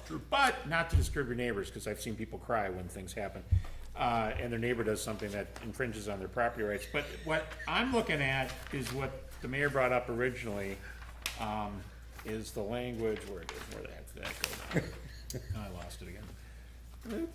Oh, no, here it is. All right, 32, 316, exterior storage, outdoor storage, exterior storage of the city, blah, blah, blah. doesn't really designate what kind of use, but it says the items in the designated for storage, for outdoor storage area, well, that's my whole lot. So I don't understand But that. that's after the I- exceptions. Well, After. that doesn't say it there. I just asked the question, I'm sorry, I thought you had heard. Jennifer, can you discuss that Well, again? Let me finish this, please. All right, must be completely screened from view at ground level from adjacent right-of-way and adjacent residence. I mean, it doesn't say, there's no exception there, that just says that. So if somebody would read that, they think now, if, to Bob's point, that all, and then it says, the storage area may not be used for storage of junk vehicles. Wait a minute, that's a 1957 Chevy. I just haven't finished working on it yet. And trash, what do you mean? It's a pile of bricks from my patio, debris, you know, I mean, one man's debris is another man's treasure, or other nuisance items, and again, that's what Grant's all about. So I have a little problem with that language, so I didn't know why this was such a big deal, but then I read the ordinance and I'm going, It's a we should mess. probably clean it. Because the reason for enforcement, we have to give our staff tools to be able to enforce. And if the tools aren't there, then they look at us and go, what are we supposed to do? So by doing this, it'll tighten it up, but I also do not want to alienate some residents, and that's probably why the planning commission didn't. So that language wasn't changed from our old one, was it? I don't know, but if we're changing Hang it, on, Kim's gonna go.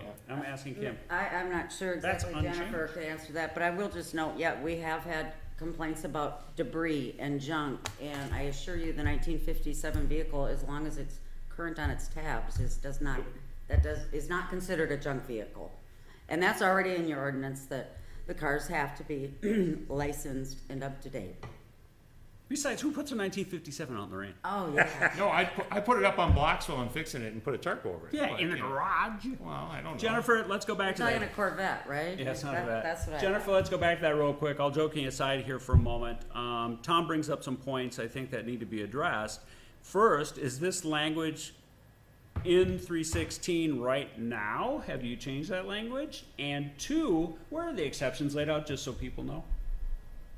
Okay, so I'm gonna start with a couple of things. So first, the language, the storage area may not be used for the storage of junk vehicles, trash, debris, or other nuisance items is underlined because it's generally new, but it's new because it's specifically about the storage area. You already have language in your ordinance about junk vehicles, trash, debris, et cetera, but we haven't defined a storage area, outdoor storage area. So it's new from that respect, but you have language about nuisance. Councilmember Carr mentioned, well, what the hell is a storage area? Because my whole lot is a storage area. And my statement would be that for your personal storage, that is true. But what we're talking about is if we scroll down in the ordinance, or if you go onto your pages where the table is laid out of the performance standards, we've designated that you can only have storage on a certain percentage of your lot. And that is the storage area. And if you get an interim use permit, we require a site plan, and the site plan shows where the designated storage area will be. So the storage area is tied to the table that is under E for elephant, where we've got a minimum or a maximum number of the, percentage of the lot that can be used as a storage area in an interim use permit. Everything that is the exception does not count. So that's not the storage area because you've accepted it and you can have those things on your property. In terms of the exceptions, those are identified under C, as in cat. I'm just picking letters here, but so that shows that the exceptions for a personal use are any vehicles parked on the primary driveway, personal vehicles stored in a designated area, because again, this goes back to the not putting them all over your lot. If you do and nobody can see it, the forest, the trees, what you were talking about before, no one's gonna do anything. But if you've got them strewn about in your front yard, people might say things. So this gives the city and staff some tools to be able to do something if we get complaints, as opposed to right now where we don't have much description. Again, recreational vehicles are accepted, and so are utility trailers, forest trailers, or similar, and any agricultural equipment. Yeah. Okay. So the exceptions are there. it gives the staff tools to deal with some of this stuff. We've talked about the enforcement and or discovery of problems. You have your hand up here, Oh, yeah, I have questions when you're done. or? Okay. Excuse me. Does this bring us closer to a system where welfare of our neighbors becomes almost equal certainly in small lots where people can see this stuff? A little more equal? Yeah, it does. Bob, I'll get to you in a second. Jeff? My turn? Oh. Yeah. Jeff. So Jennifer, question for you. Under the performance standards for commercial exterior storage under section 2, why are the A1 and A2 minimum lot sizes set at 10 acres when residential is 20? Like, why is A1 and A2 less than residential? So, the planning commission, we talked a little bit about what the right size was with the planning commission. They didn't land on whether it was 10 or 20.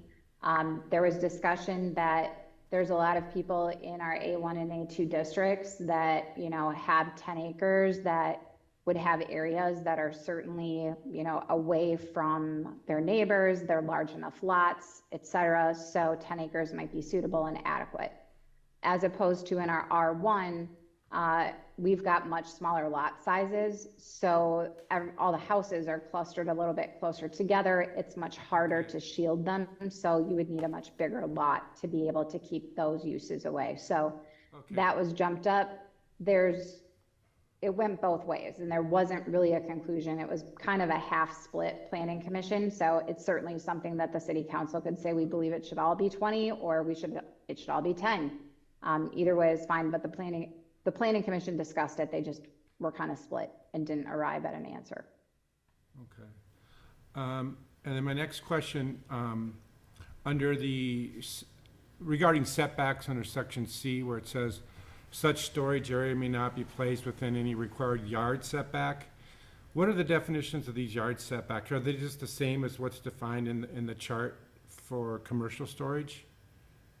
Yeah, and yard setbacks are what are in the base zoning district as well. So the standards that are in subsection E are more restrictive than what are in our typical required yard setbacks, which are the front, side, rear, et cetera, that are in the base zoning district. So if you're not tripping into this commercial exterior storage, then if you are a personal storage use, then your typical zoning district standards for required yard setbacks trip into place. Okay, so that kind of leads into my next question is, the exceptions listed under C, those would also fall under those setbacks that you just mentioned. In other words, you can't, let's see, what is one of the, you have a recreational vehicle, that's an exception. Could you park that right in your lot line then? Or would that still be, subject to the exception, or the setback? Setbacks. So it's not subject to subsection E. It's subject to our base zoning district standards. So the E is only about commercial exterior storage, so not the exceptions. The exceptions are not subject to the table in subsection E. You can park it where you want. Okay. Those exceptions. So Jennifer, to clarify, those exceptions that we have discussed, the 2 RVs, the automobiles, the other things, the table regarding setbacks does not apply to those accepted storage pieces, correct? Correct. Thank Those you. are Yep. personal storage exceptions. Do what you like with them. Bob? Jim, question. What has changed on here from what we've been doing for years and what we want to do now? Are there many changes or is it pretty much the same? Mayor and council members, from my perspective, number one, and very important, is it cleans up your storage ordinance. It's very confusing as written. And number two, the change is really to commercial storage lots. It's residents that are storing their, friends' boats and even strangers' boats, and they're getting paid to do that. That's what this change really, really applies Those are to. the two things that really, okay, one more thing. Have you talked with Jack Kramer about this? Oh, yes, Jack Kramer is all in favor of this. He'll help him? Oh, yes. Okay. Tom? So, going back to those two items under 32-316, which I can't remember, I think Jennifer said they are new, they're underlined. If this is about commercial, there's a lot of ordinances I'd like to change, but I'm staying away from them, because they're gonna create unintended consequences and more issues than if we left them alone. So, what I don't wanna do is pit neighbor after neighbor, and now, right now, what we've been going after people, what are we using to go after them? Nuisance? I'm not sure how. It depends on what it is. Depends on what it is. So we're trying to figure out and fit into the ordinance what they're doing so that we can say you're doing something wrong and then we go after them. And this would help clear up that problem, correct? Basically, what we're doing is gonna help give you more tools and make it clear that what those people are doing is not what we want them to do. Is that correct? Mayor and council members, I would not phrase it that way Oh. whatsoever. No, but what we are doing is cleaning up, for example, we have a current complaint right now. Right. And I have very little information on it, the staff does not share that with me, but I do know that this concurrent complaint is a commercial storage complaint in a residential area where the owner was receiving fees for storage. There is no way under this current to really force that. You can go in and say, hey, that one's not licensed, that one's not licensed, prove that one, do this. It's a tedious and horrendous task, whereas under this, that guy could have come in and said, hey, I wanna do this. Give me an IUP, which is about the simplest thing in the world to get, right? Yeah. So the one that I'm describing, I happen to have some friends up there who planted $20,000 worth of trees, so they didn't have to see it. So whose rights are being impeded again? No, right. I think on the commercial, I agree. I just don't wanna get into the residential, like you brought it up, like on this first one on. That doesn't, but remember, that doesn't apply. Why? Because those are all your exceptions, only if you started bringing in other stuff. You brought up two RVs. Where's two RVs? Right here, Tom, here. Come back to the second page here. C, C, yep. items 1 through If we 4. come back to, or is it D? The ex- Key- The exceptions are under C. Thank you, under C. Jennifer, read our exceptions again, please. I can't even find it on here. Oh, here we go. Up to personal vehicles, provided such vehicles are licensed and roadworthy. So there is no number. No, and there, Have no, 20 you of can't them. bring it up a number. Recreational vehicles Yeah. is number 3, but there's no number, so I was just curious. Well, Jennifer, it's interesting, though, Tom brings up a That's good point. Yeah, I wanna. The up to 2 is struck. So shouldn't we still have that up to 2 in there, if 2, because that's struck there?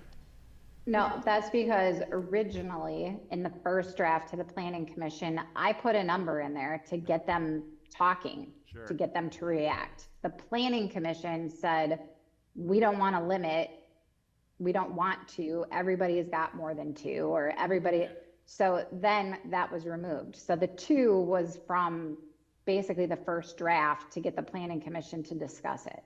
Gotcha. So this list, though, is as the planning commission was generally okay with it, even though they then didn't recommend a denial, which once again, we're confused again tonight because we didn't get straight recommendations at all for anything at my last meeting, apparently.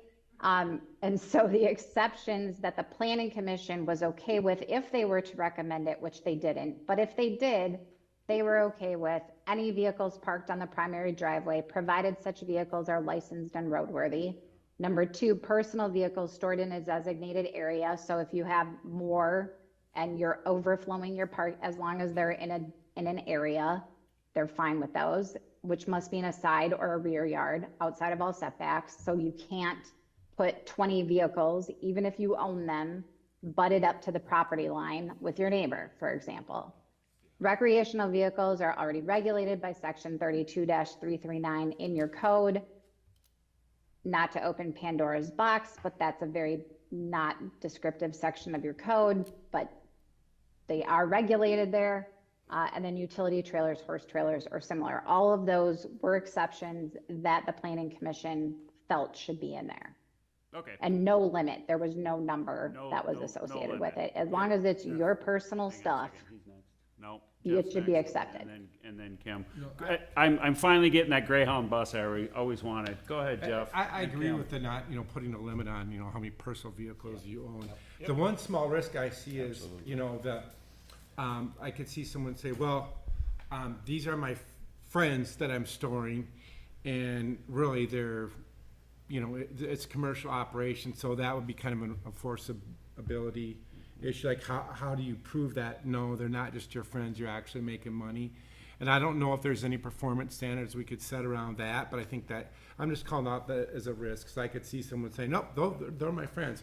You prove that I'm making money for, Kim, you got something to Kim say? and then, Council members, the planning commission did discuss that in terms of what is and is not in the draft ordinance has nothing to do with dollars.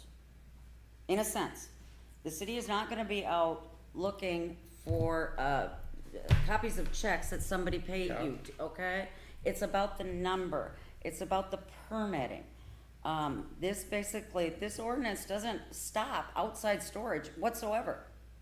It calls for some IUPs and it calls for the conditional use permits. It does not disallow outside storage. no, we're just trying to And get a handle on it. It doesn't Yeah. include any of your personal storage. Yeah, I get it. We're trying to get a handle There on is a way it. to prove if you're storing somebody else's vehicle. There is a way to do that. Yeah, run the plate. Bob? If there's anybody out here that can't figure out why we're talking for so long over such a small issue, it's because Grant is a place where you can do more things than you can anywhere else, and nobody's gonna say anything about it, because they like to do that too. Yep. Yeah, And we we don't are. wanna take away anybody's rights. Nope. Nope. That's not the business we're in, and that's why I'm arguing with people a little bit, because I don't want certain things done that I'm afraid they might do. Now, Kim's the one who's kind of straightened me out now. That's not what we're gonna do. It's not, we're gonna not be harassing individual homeowners because they have a rock in their front yard. That's not what this is.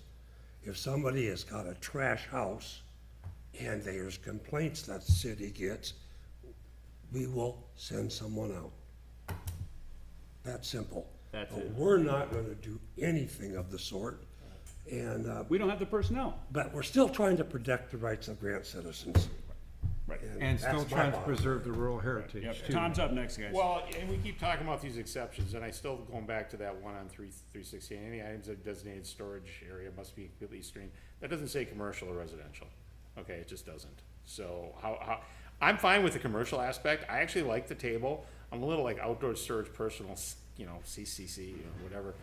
I don't know, maybe, but I just think any items, you can't store stuff on the setbacks, commercial or residential.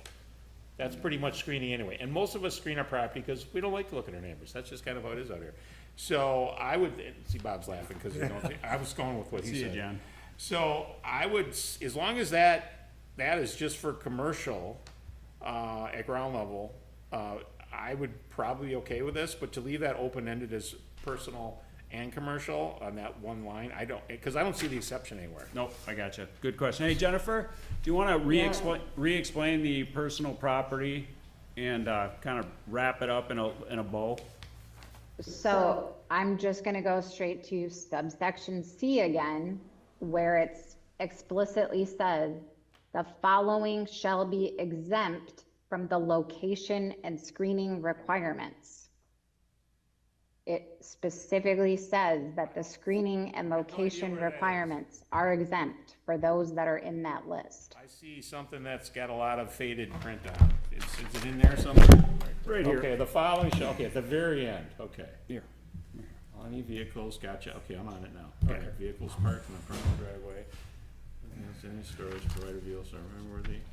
So And, what is not exempt from a personal perspective is if you are storing stuff for other people and you require a certificate of compliance, then you may be required to screen it in compliance with the ordinance. So that's the But anything that is yours, that is an exception, you are exempt from the location and screening requirements.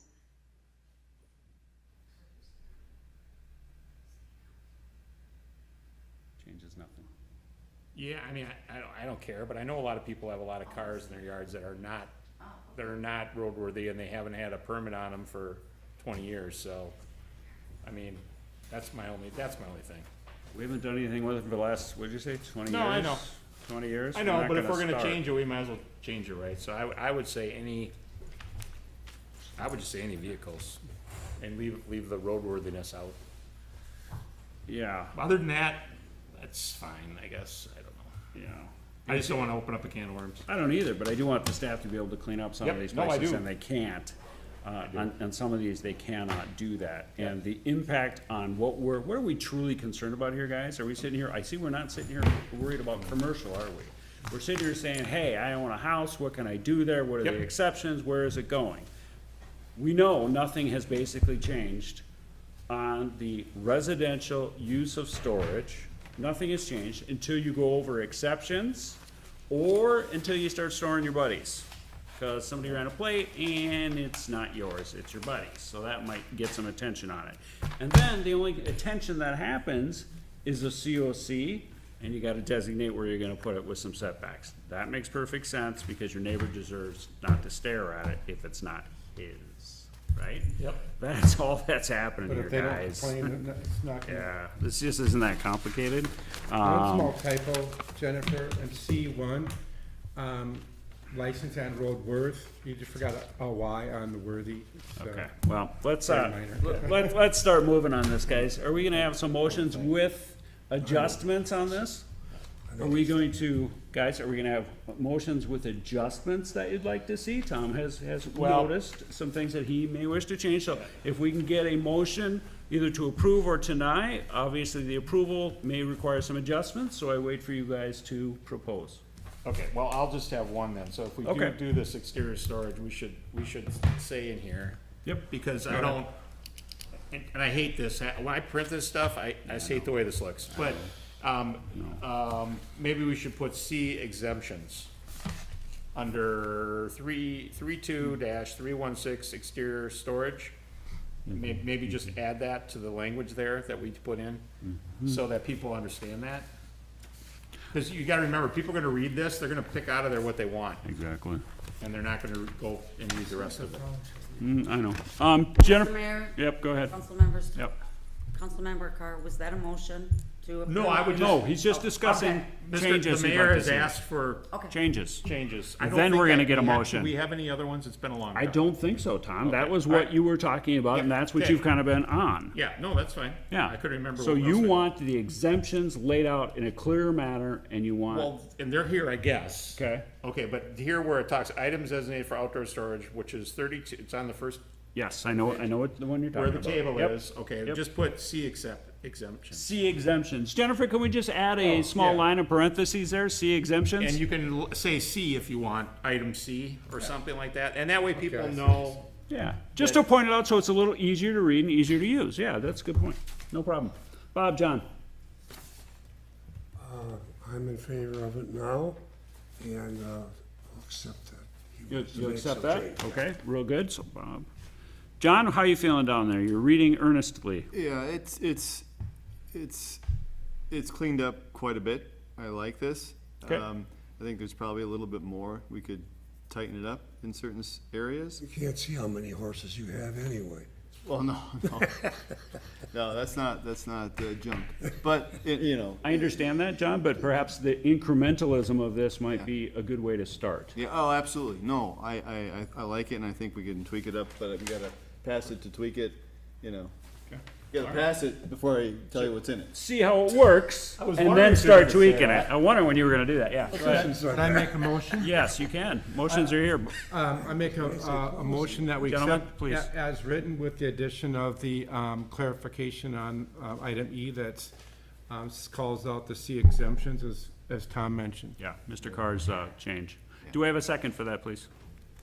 I'll second that. Oh, go ahead. Kim, take your pick. Councilmember Carr, Aye. Councilmember Rogg, Aye. Councilmember Giefer, Aye. Councilmember Tufti, Aye.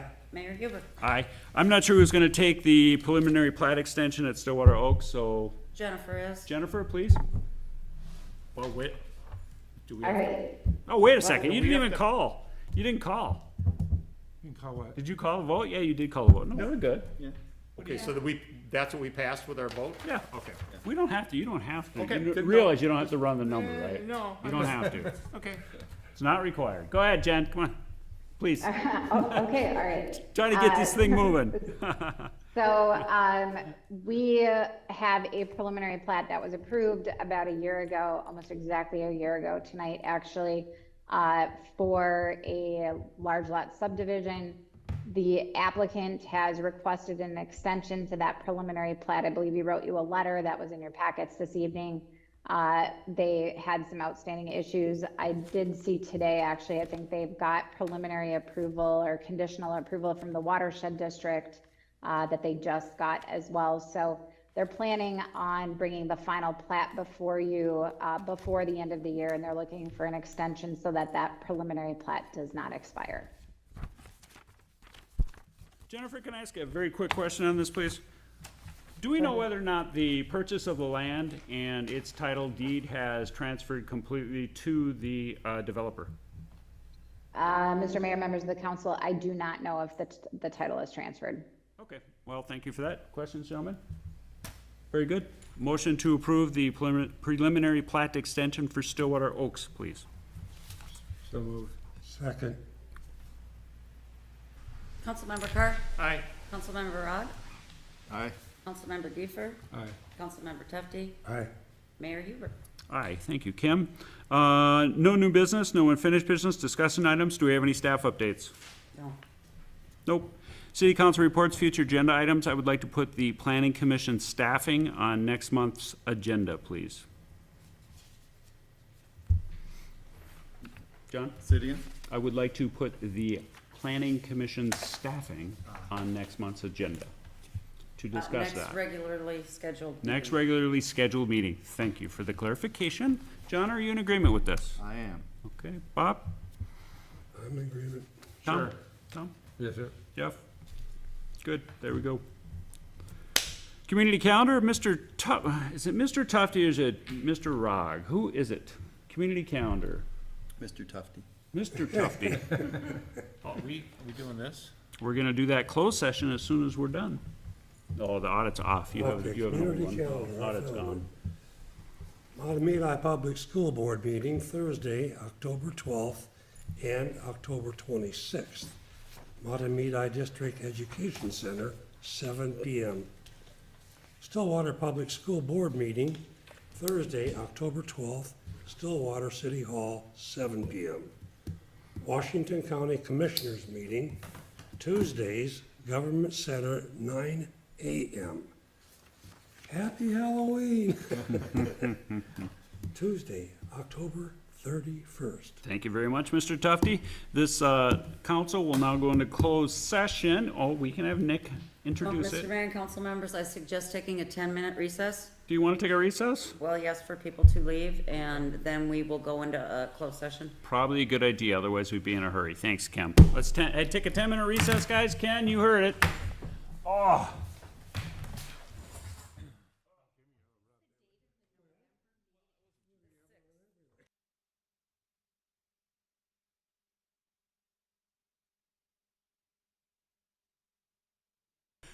We just took a short break before our decision to move into legal discussion with legal counsel under a closed session. So we're back in here, and I'm going to ask for a motion to go into closed session for the purpose of conferring with legal counsel. Gentlemen, I will move to go into closed session. and Giefer, your second.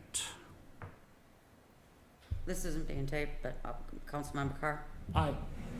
Councilmember Rogg, Aye? Councilmember Giefer, Aye. Councilmember Tufti, Aye. Mayor Huber. Aye. Go ahead, Nick.